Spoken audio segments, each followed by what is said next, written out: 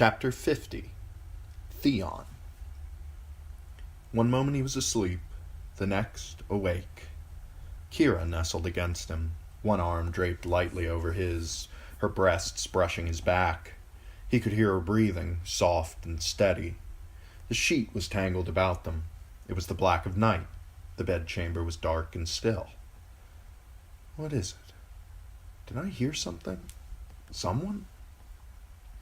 Wind sighed faintly against the shutters. Somewhere far off, he heard the yowl of a cat in heat.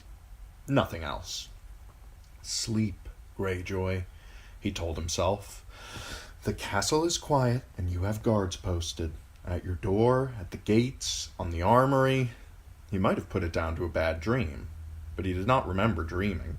Kira had worn him out.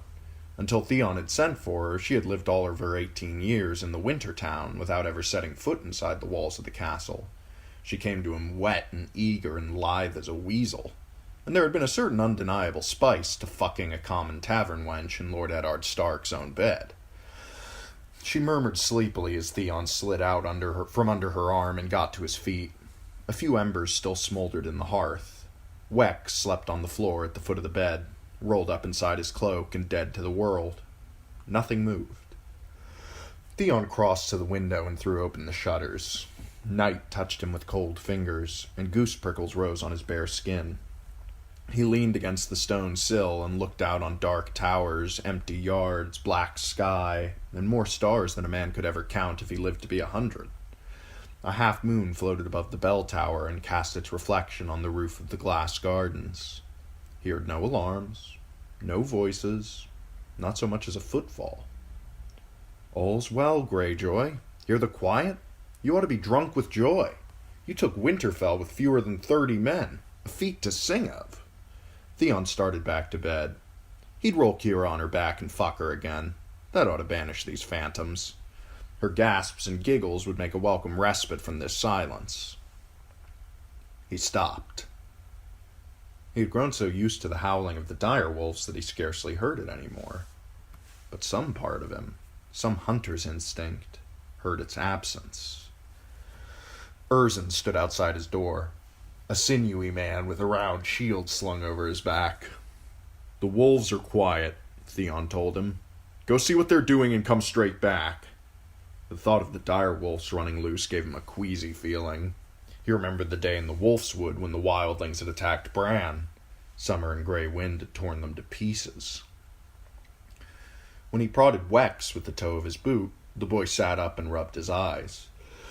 Make certain Bran Stark and his little brother are in their beds, and be quick about it. My lord? Kira called sleepily. Go back to sleep. This does not concern you. Theon poured himself a cup of wine and drank it down. All the time he was listening, hoping to hear a howl. Too few men, he thought sourly. I have too few men. If Asha does not come... Wex returned the quickest, shaking his head side to side. Cursing, Theon found his tunic and breeches on the floor where he had dropped them in his haste to get at Kira. Over the tunic he donned a jerkin of iron-studded leather, and he belted a long sword and dagger at his waist. His hair was wild as the wood, but he had larger concerns. By then, Erzin was back. The wolves be gone! Theon told himself he must be as cold and deliberate as Lord Eddard.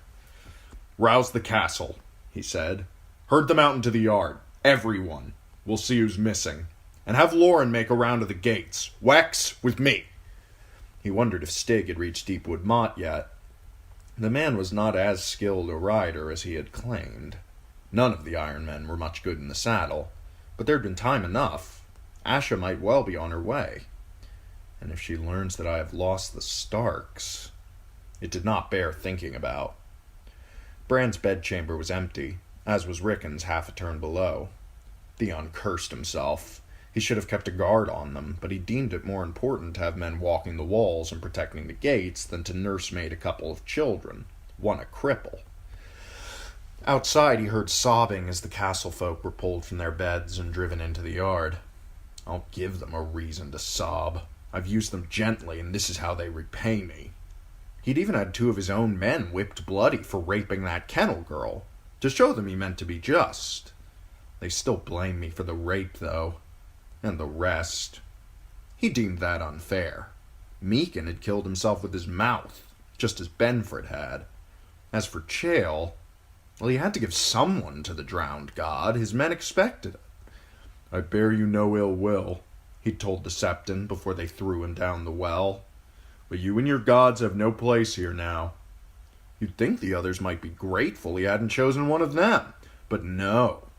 He wondered how many of them were part of this plot against him. Urzin returned with Black Lauren.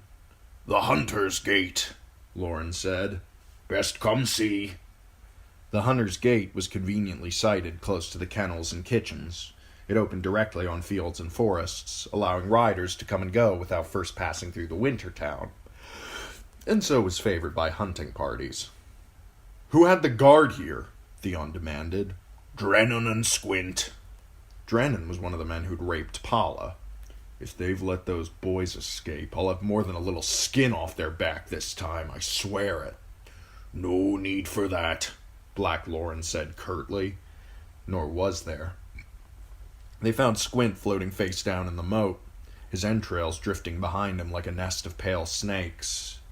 Drennan lay half-naked in the gatehouse, in the snug room where the drawbridge was worked. His throat had been opened ear to ear. A ragged tunic concealed the half-healed scars on his back, but his boots were scattered amidst the rushes, and his breeches tangled about his feet. There was cheese on a small table near the door, beside an empty flagon, and 2 cups. Theon picked one up and sniffed at the dregs of wine in the bottom. "Squint was up on the wall walk, no?" "Aye," said Lauren. Theon flung the cup into the hearth. "I'd say Drennan was pulling down his breeches to stick it in the woman when she stuck it in him. His own cheese knife, by the look of it. Someone find a pike and fish the other fool out of the moat." The other fool was in a deal worse shape than Drennan. When Black Lauren drew him out of the water, they saw that one of his arms had been wrenched off at the elbow, half his neck was missing, and there was a ragged hole where his navel and groin once had been. The pike tore through his bowels as Lauren was pulling him in. The stench was awful. "The dire wolves," Theon said. "Both of them at a guess." Disgusted, he walked back to the drawbridge. Winterfell was encircled by 2 massive granite walls, with a wide moat between them. The outer wall stood 80 feet high, the inner more than 100. Lacking men, Theon had been forced to abandon the outer defenses and post his guards along the higher inner walls. He dared not risk having them on the wrong side of the moat should the castle rise against him. There had to be 2 or more, he decided. While the woman was entertaining, the others freed the wolves. Theon called for a torch and led them up the steps to the wall walk. He swept the flame low before him, looking for... there, on the inside of the rampart and in the wide crenel between 2 upthrust merlons. "Blood," he announced, "clumsily mopped up. At a guess, the woman killed Drennan and lowered the drawbridge. Squint heard the clank of chains, came to have a look, and got this far. They pushed the corpse through the crenel into the moat so he wouldn't be found by another sentry." Urzin peered along the walls. "The other watch turrets be not far. I see torches burning." "Torches, but no guards," Theon said testily. "Winterfell has more turrets than I have men." "4 guards at the main gate," said Black Lauren, "and 5 walking the walls beside Squint."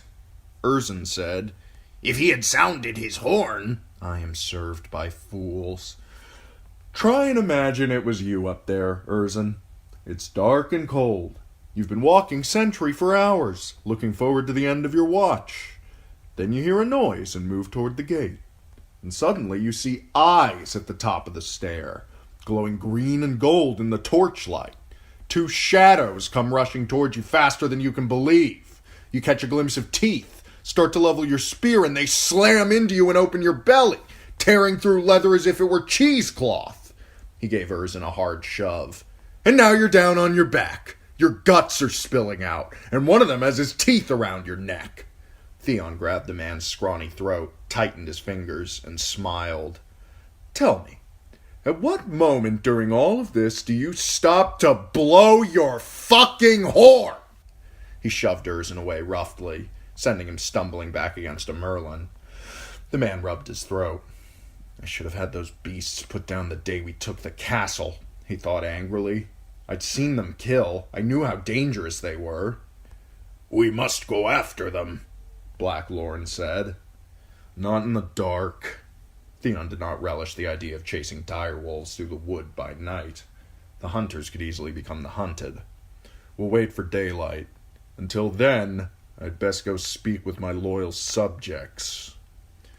Down in the yard, an uneasy crowd of men, women, and children had been pushed up against the wall. Many had not been given time to dress.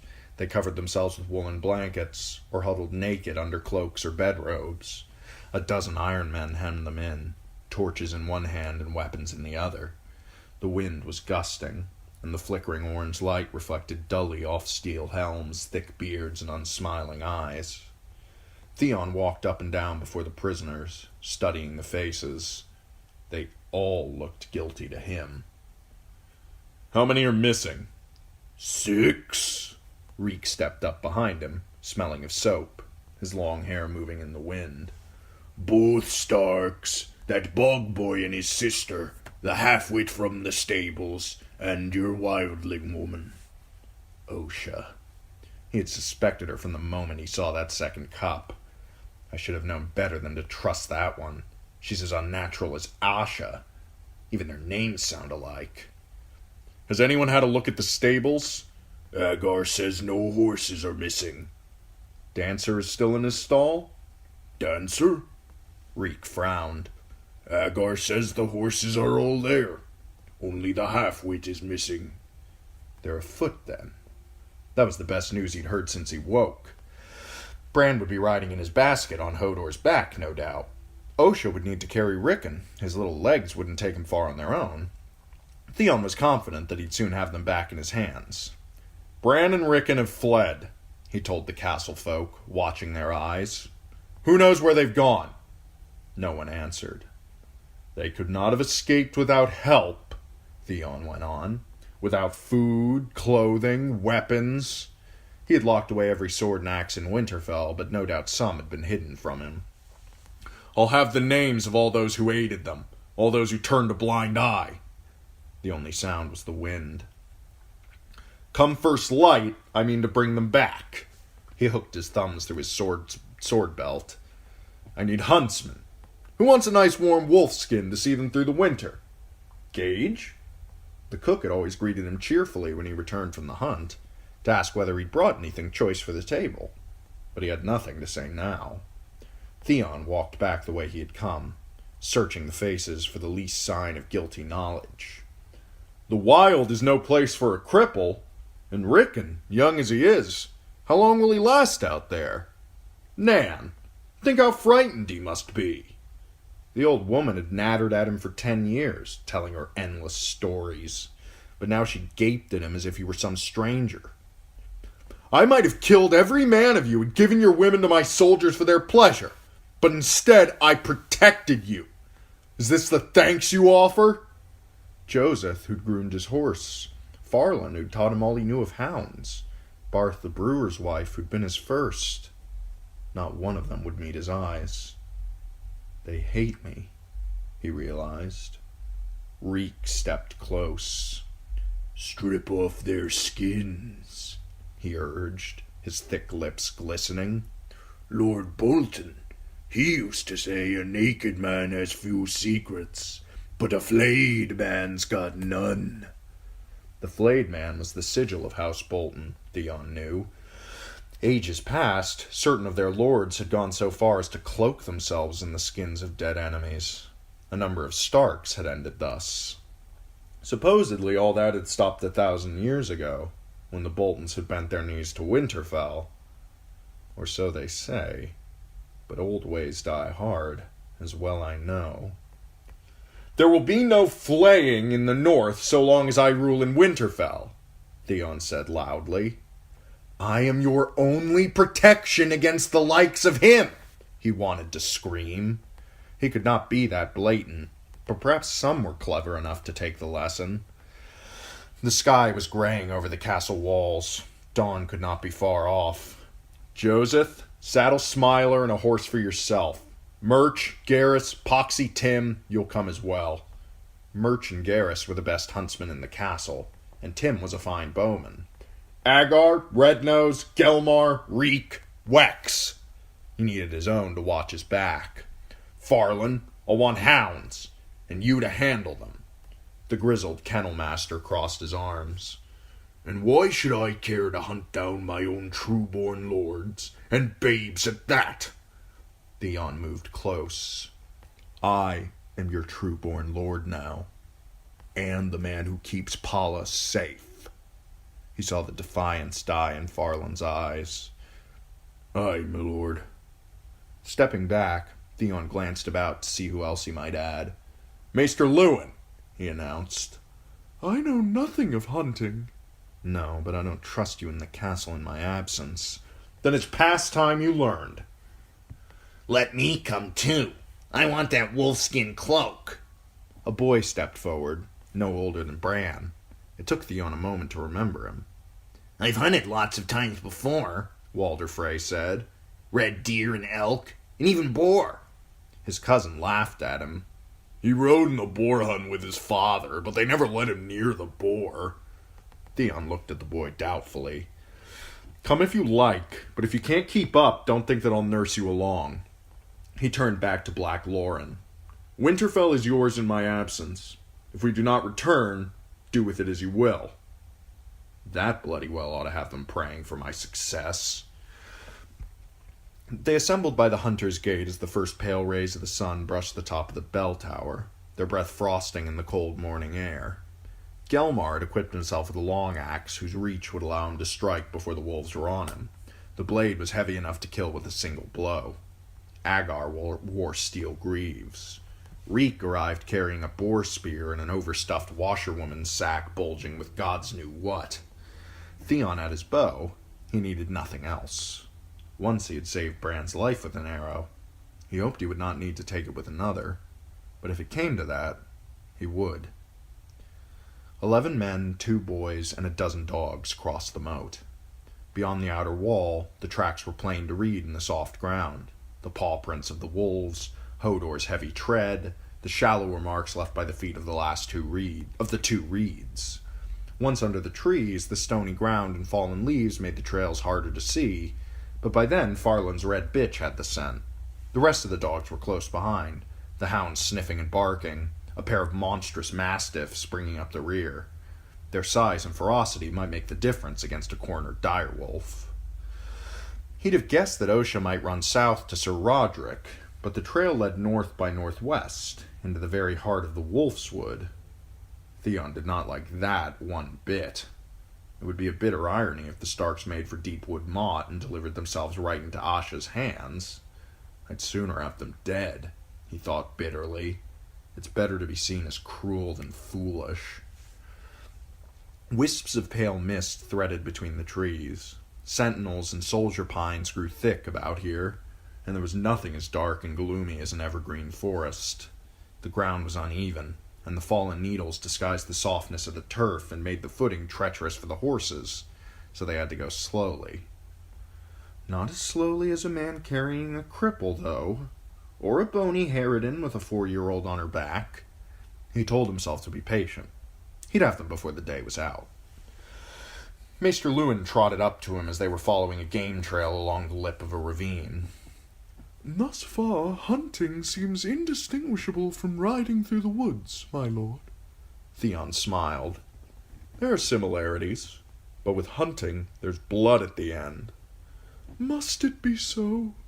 This flight was great folly, but will you not be merciful? These are your foster brothers we seek." "No Stark but Robb was ever brotherly toward me. But Bran and Rickon have more value to me living than dead." "The same is true of the reeds. Moat Cailin sits on the edge of the bogs. Lord Howland can make your uncle's occupation a visit to hell if he chooses, but so long as you hold his heirs, he must stay his hand." Theon had not considered that. In truth, he had scarcely considered the Mudmen at all. beyond eyeing Mira once or twice and wondering if she was still a maiden. "You may be right. We will spare them if we can." "And Hodor, too, I hope. The boy is simple, you know that. He does as he is told. How many times has he groomed your horse, soaped your saddle, scoured your mail?" Hodor was nothing to him. "If he does not fight us, we will let him live." Theon pointed a finger. "But say one word about sparing the wildling, and you can die with her. She swore me an oath, and pissed on it." The maester inclined his head. "I make no apologies for oath-breakers. Do what you must. I thank you for your mercy." Mercy, thought Theon as Lewin dropped back. There's a bloody trap. Too much and they call you weak. Too little and you're monstrous. Yet the maester had given him good counsel, he knew. His father thought only in terms of conquest, but what good was it to take a kingdom if you could not hold it? Force and fear could carry you only so far. A pity Ned Stark had taken his daughters south. Elsewise Theon could have tightened his grip on Winterfell by marrying one of them. Sansa was a pretty little thing, too, and by now likely even ripe for bedding. But she was 1,000 leagues away, in the clutches of the Lannisters. A shame. The wood grew ever wilder. The pines and sentinels gave way to huge dark oaks. Tangles of hawthorn concealed treacherous gullies and cuts. Stony hills rose and fell. They passed a crofter's cottage, deserted and overgrown, and skirted a flooded quarry where the still water had a sheen as gray as steel. When the dogs began to bay, Theon figured the fugitives were near at hand. He spurred Smiler and followed at a trot, but what he found was only the carcass of a young elk, or what remained of it. He dismounted for a closer look. The kill was still fresh, and plainly the work of wolves. The dogs sniffed around it eagerly, and one of the mastiffs buried his teeth in a haunch until Farland shouted him off. No part of this animal has been butchered, Theon realized. The wolves ate, but not the men. Even if Osha did not want to risk a fire, she ought to have cut them a few steaks. It made no sense to leave so much good meat to rot. "Farland, are you certain we're on the right trail?" he demanded. "Could your dogs be chasing the wrong wolves?" "My bitch knows the smell of summer and Shaggy well enough." "I hope so, for your sake." Less than an hour later, the trail led down a slope toward a muddy brook swollen by the recent rains. It was there the dogs lost the scent. Farland and Wax waded across with the hounds and came back shaking their heads, while the animals ranged up and down the far bank, sniffing. "They went in here, my lord, but I can't see where they came out," the kennel master said. Theon dismounted and knelt beside the stream. He dipped a hand in it. The water was cold. "They won't have stayed long in this," he said. "Take half the dogs downstream. I'll go up." Wex clapped his hands together loudly. "What is it?" Theon said. The mute boy pointed. The ground near the water was sodden and muddy. The tracks the wolves had left were plain enough. Paw prints, yes, so? Wex drove his heel into the mud, and pivoted his foot this way and that. It left a deep gouge. Joseph understood. "Man the size of Hodor ought to have left a deep print in this mud," he said. "More so with the weight of a boy on his back. If the only boot prints here are our own, see for yourself." Appalled, Theon saw it was true. The wolves had gone into the turgid brown water alone. Osha must have turned aside back of us, before the elk most likely. She sent the wolves on by themselves, hoping we'd chase after them. He rounded on his huntsman. "If you two have played me false—" "There's been only one trail, my lord, I swear it," said Garrus defensively. "And the direwolves would never have parted from them boys, not for long." That's so, Theon thought. Summer and Shaggy Dog might have gone off to hunt, but sooner or late they would return to Bran and Rickon. "Garrus, Murch, take 4 dogs and double back. Find where we lost them. Agar, you watch them. I'll have no trickery. Farland and I will follow the direwolves. Give a blast on the horn when you pick up the trail. 2 blasts if you catch sight of the beasts themselves.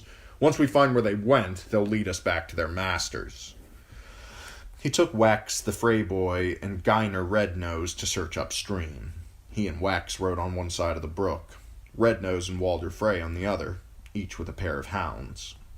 The wolves might have come out on either bank. Theon kept an eye out for tracks, spoor, broken branches, any hint as to where the direwolves might have left the water. He spied the prints of deer, elk, and badger easily enough. Wex surprised a vixen drinking at the stream, and Walder flushed 3 rabbits from the underbrush and managed to put an arrow in one. They saw the claw marks where a bear had shedded the bark of a tall birch. But of the direwolves there was no sign. A little farther, Theon told himself. Past that oak, over that rise, past the next bend of the stream, we'll find something there. He pressed on long after he knew he should turn back, a growing sense of anxiety gnawing at his belly. It was midday when he wrenched Smiler's head round in disgust and gave up. Somehow, Osha and the wretched boys were eluding him. It should not have been possible. Not on foot, burdened with a cripple and a young child. Every passing hour increased the likelihood that they would make good their escape. If they reach a village, the people of the North would never deny Ned Stark's sons, Robb's brothers. They'd have mounts to speed them on their way, food. Men would fight for the honor of protecting them. The whole bloody North would rally around them. The wolves went downstream, that's all. He clung to that thought. That red bitch will sniff where they came out of the water, and we'll be after them again. But when they joined up with Farland's party, one look at the kennel master's face smashed all of Theon's hopes to shards. The only thing those dogs are fit for is a bear baiting, he said angrily. Would that I had a bear. The dogs are not at fault. Farland knelt between a mastiff and his precious red bitch, a hand on each. Running water don't hold no sense, my lord. The wolves had to come out of the stream somewhere. No doubt they did.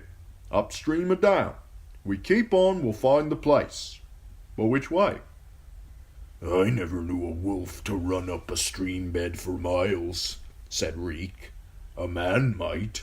If he knew he was being hunted, he might. But a wolf? Yet Theon wondered. These beasts were not as other wolves. I should have skinned the cursed things. It was the same tale all over again when they rejoined Garrus, Murch, and Agar. The huntsmen had retraced their steps halfway to Winterfell without finding any sign of where the Starks might have parted company with the direwolves. Farland's hounds seemed as frustrated as their masters, sniffing forlornly at trees and rocks and snapping irritably at each other. Theon dared not admit defeat. We'll return to the brook. Search again. This time we'll go as far as we must. We won't find them, the Frey boy said suddenly. Not so long as the frog eaters are with them. Mudmen are sneaks. They won't fight like decent folks. They skulk and use poison arrows. You never see them, but they see you. Those who go into the bogs after them get lost and never come out. Their houses move. Even the castles like Greywater watch. He glanced nervously at greenery that encircled them on all sides. They might be out here right now, listening to everything we say. Farland laughed to show what he thought of that notion. My dogs would smell anything in them bushes. Be all over 'em before you could break wind, boy. Frog eaters don't smell like men, Frey insisted. They have a boggy stink, like frogs and trees and scummy water. Moss grows under their arms in place of hair, and they can live with nothing to eat but mud and breathe swamp water. Theon was about to tell him what he ought to do with his wet nurse's fable when Maester Luwin spoke up.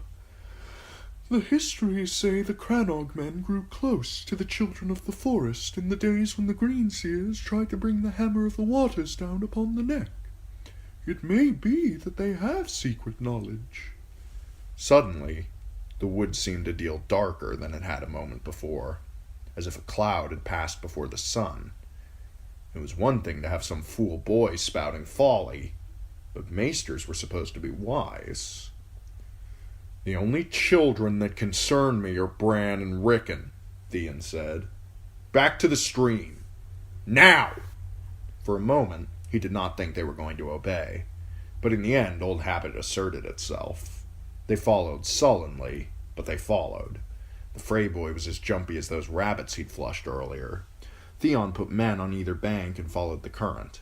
They rode for miles, going slow and careful, dismounting to lead the horses over the treacherous ground, letting the good-for-bear-bait hounds sniff at every bush. Where a fallen tree dammed the flow, the hunters were forced to loop around a deep green pool. But if the direwolves had done the same, they'd left neither print nor spoor. The beasts had taken to swimming, it seemed. When I catch them, they'll have all the swimming they can stomach. I'll give them both to the drowned god. When the woods began to darken, Theon Greyjoy knew he was beaten. Either the Crannog men did know the magic of the children of the forest, or else Osha had deceived them with some wildling trick. He made them press on through the dusk, but when the last light faded, Joseph finally worked up the courage to say, "This is fruitless, my lord. We will lame a horse, break a leg." "Joseph has the right of it," said Maester Luwin. "Groping through the woods by torchlight will avail us nothing." Theon could taste bile at the back of his throat, and his stomach was a nest of snakes twinning and snapping at each other. If he crept back to Winterfell empty-handed, he might as well dress in motley henceforth and wear a pointed hat. The whole North would know him for a fool. And when my father hears, and Asha... "My lord Prince," Reek urged his hoarse near. "Might be them Starks never came this way. If I was them, I would have gone north and east, maybe, to the Umbers. Good Stark men they are, but their lands are a long way. The boys will shelter some place near. Might be I know where." Theon looked at him suspiciously. "Tell me." "You know that old mill, sitting lonely on the Acorn Water? We stopped there when I was being dragged to Winterfell a captive. The miller's wife sold us hay for our horses while that old knight clocked over her brats. Might be the Starks is hiding there." Theon knew the mill. He had even tumbled the miller's wife a time or two. There was nothing special about it, or her. "Why there? There are a dozen villages in Holdfast just as close." Amusement shone in those pale eyes. "Why? Now that's past knowing. But they're there. I have a feeling." He was growing sick of the man's sly answers. His lips looked like two worms fucking. "What are you saying? If you've kept some knowledge from me..." "My lord Prince?" Reek dismounted and beckoned Theon to do the same. When they were both afoot, he pulled open the cloth sack he'd fetched from Winterfell. "Have a look here." It was growing hard to see. Theon thrust his hand into the sack impatiently, groping among soft fur and rough, scratchy wool. A sharp point pricked his skin, and his fingers closed around something cold and hard. He drew out a wolf's head brooch, silver and jet. Understanding came suddenly. His hand closed into a fist. "Gelmar," he said, wondering whom he could trust. None of them. "Agar, Rednose, with us. The rest of you may return to Winterfell with the hounds. I'll have no further need of them. I know where Bran and Rickon are hiding now." "Prince Theon," Maester Luwin entreated.